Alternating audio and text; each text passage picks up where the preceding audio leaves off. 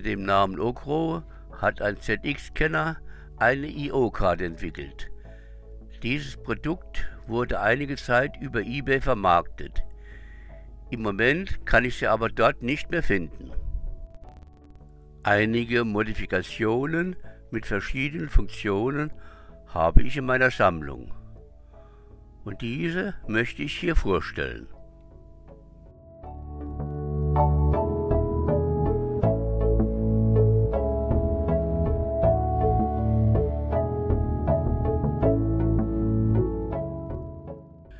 Die erste Karte, die ich vorstelle, gibt einige technische Informationen zu einem ZX81 aus. Ein Menü steht zur Auswahl bereit.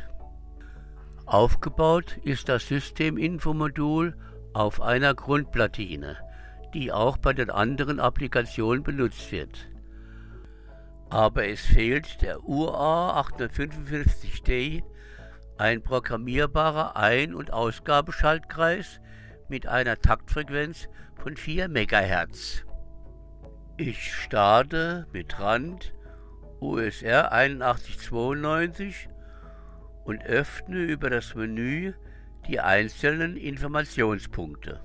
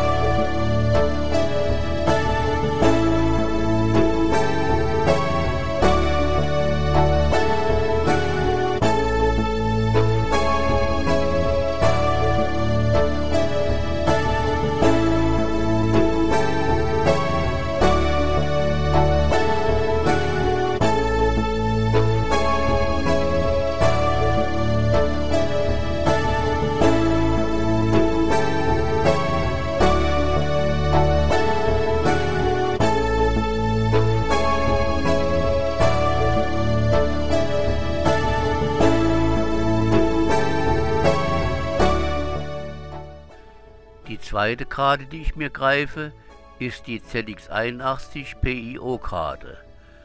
Damit stellt der Entwickler ein funktionsfähiges Ein- und Ausgabeinterface zur Verfügung. Die PIO-Karte ist realisiert mit einem UA855D parallelen Interface-Schaltkreis von 4 MHz. Das IC ist kompatibel mit dem Z80A PIO. Im Internet werden dann auch weitere Informationen zur Verwendung dieses Bauteils bereitgestellt. Ich stelle hier nun die Demoprogramme vor. Ausgegeben werden die Ergebnisse auf der LED-Karte.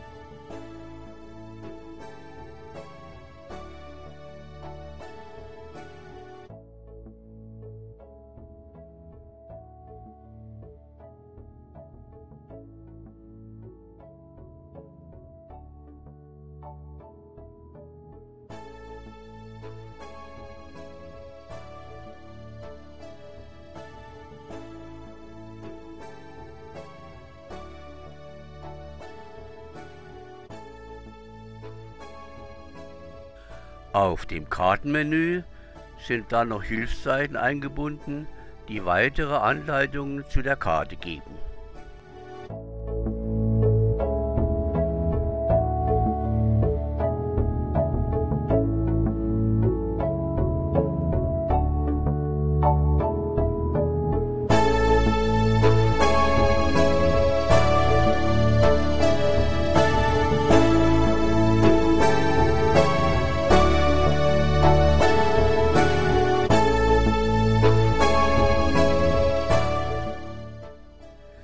Es wäre nun noch interessant, wenn der Entwickler noch weitere Ausgabekarten zur Verfügung stellen könnte, so zum Beispiel für die Ansteuerung eines Relais.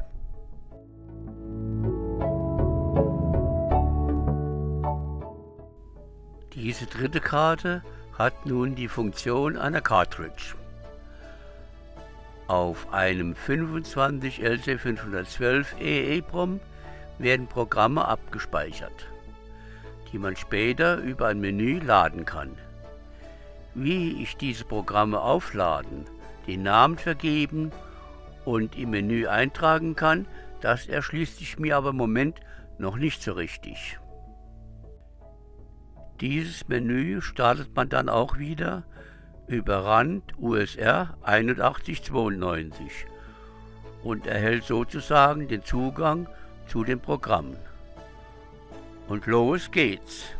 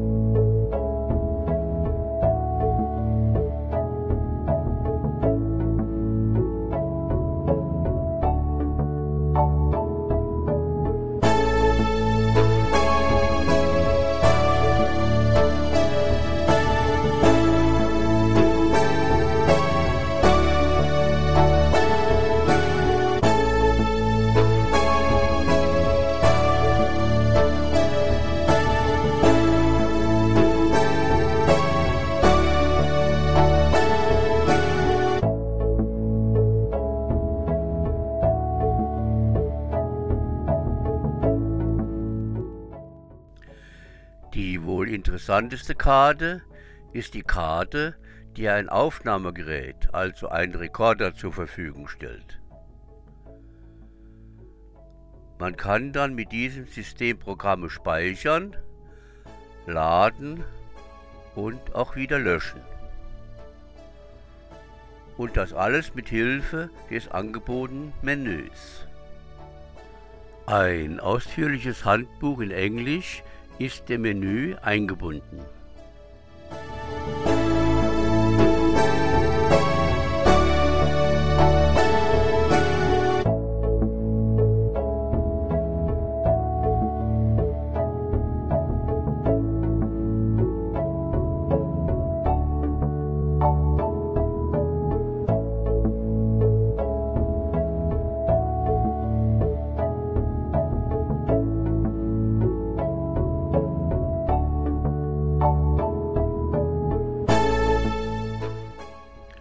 Allerdings kann es auch nicht auf ein Maxduino oder ähnliches verzichten. Die Programme müssen ja irgendwie in den ZX81 kommen, es sei denn, wir schreiben sie selbst. Und das wollen wir mal in einem kleinen Test machen. Die Rekorderkarte ist eingesteckt, aber noch nicht eingeschaltet. Nun schreibe ich ein klitzekleines Basic-Programm. 10 Print mein Elektronik-Hobby. 20 Goto 10. Und es ist klar, was das Programmchen nun macht. Es schreibt den Bildschirm voll. Nun starte ich mit Rand USR 8192 meine Rekorderkarte. Mit Shift und 8 als Beispiel speichere ich die Programmzeilen auf der Karte ab. Zuerst wartet ein Kursor auf die Eingabe eines Namens. Ich gebe Testprogramm ein und schließe mit Enter ab. Danach wird abgespeichert und das Programm sollte sich nun im EEPROM befinden. Das wollen wir nun testen und resetten unseren ZX81. Mit Rand USR 8192 wird nun wieder die Karte eingeschaltet und zeigt nun auf dem Menü unser abgespeichertes Programm. Das starten wir natürlich über die Nummer 8 und es funktioniert.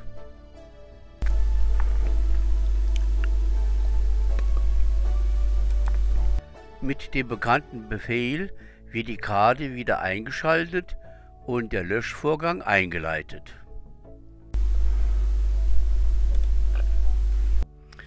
Dazu drücken wir die Taste Z und sind im Löschmodus.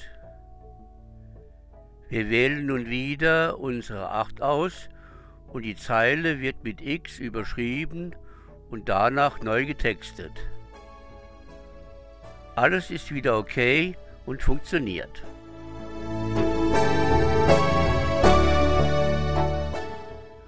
Aber was mache ich nun, wenn ich ein externes Programm speichern will? Dazu muss ich wohl erst das Programm auf den Rechner bringen. Und in meinem Fall mache ich das mit einem TZX Duino. In meinem Video zu den Duinos habe ich ja schon gezeigt, wie das geht. Also das Programm in den ZX81 laden,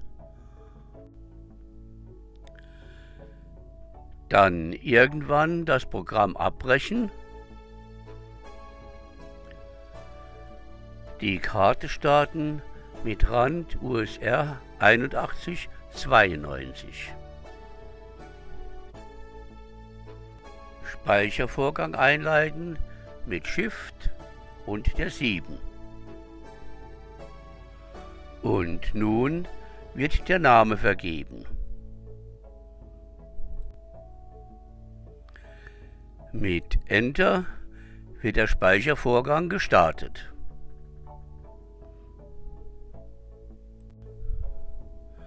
Und der Speichervorgang ist nun abgeschlossen.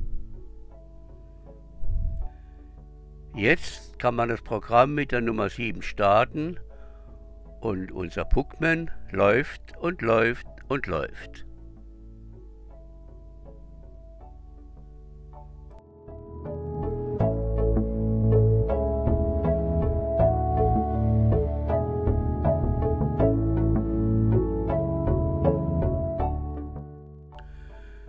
Nun bin ich am Ende meiner Vorstellung der PIO-Karte für den ZX81 angekommen. Sicher wäre da noch einiges zu berichten, das würde aber wohl die Grenzen dieses Projektvideos überschreiten.